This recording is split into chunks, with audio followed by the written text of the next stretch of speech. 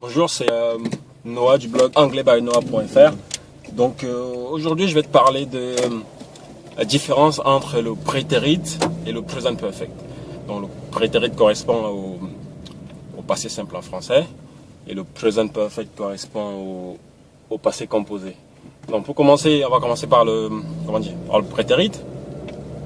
Donc le prétérit, en fait, on utilise le prétérit en anglais pour exprimer une action datée, précise dans le passé, pour raconter une histoire au passé. Par exemple, on veut parler de son week-end. Donc pour ça, on va utiliser le prétérit. On veut parler d'une année, par exemple en 1998, en 2000, on utilise le prétérit. Donc une indication importante aussi, c'est les mots du passé. Par exemple, la semaine dernière, last week.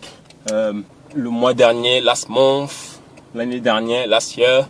Donc toutes ces petites indications nous permettront de savoir que voilà, il faut utiliser le prétérit. Par exemple, yesterday.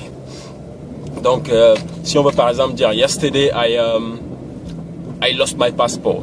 Donc le prétérit. Bon, hier j'ai perdu mon passeport. Yesterday I lost my passport. Donc par yesterday, avec une indication pour yesterday, on saura qu'il faut utiliser le prétérit. Ensuite, donc pour tout ce qui concerne les années, par exemple, I had my exam in 2012. Par exemple, en 2012, j'ai eu mon examen. Donc, I had my exam. Donc, have devient had. Donc, le prétérit en fait. Donc, le prétérit, c'est les verbes irréguliers. Donc, on a les verbes irréguliers, la liste. Donc, si on les apprend, on regarde juste la partie prétérit quand c'est un verbe irrégulier. Et quand c'est un verbe régulier, on rajoute ed au passé. Donc ça c'est la règle. Et pour le passé composé qui est le present perfect. Donc le present perfect c'est tout le contraire de l'autre. Tout le contraire du prétérit. Donc pour le present perfect, on va plutôt parler des actions non datées, des actions toujours d'actualité, donc des actions en cours. Par exemple, I have lost my passport. J'ai perdu mon passeport, donc on ne sait pas. Là, c'est toujours l'actualité.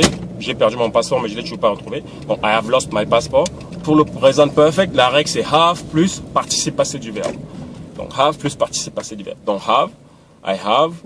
Donc, to lose, lost, lost. Donc, on regarde ensuite dans le participe passé de lose qui est lost. Donc, I have lost my passport. Donc, voilà. Donc, c'est vraiment important de faire la différence entre le prétérit et le present perfect. Donc, le present perfect, voilà, c'est des actions non datées, des actions non précises dans le passé ou des actions au passé qui sont une action passée qui est encore d'actualité. J'ai perdu mon passeport, mais je ne l'ai toujours pas retrouvé.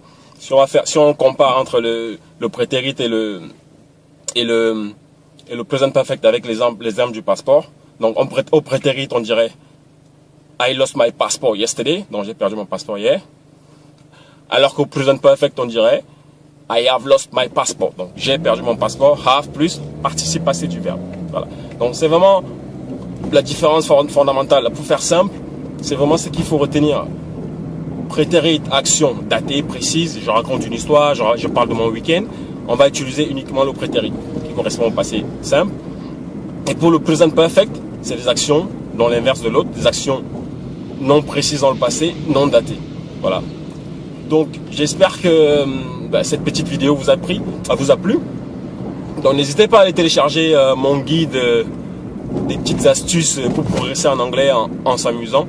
Donc si cette vidéo vous a plu, pareil, n'hésitez pas à la partager avec vos amis sur ces petites astuces pour faire la différence entre le prétérit et le present perfect. Plus tard, ciao ciao ciao.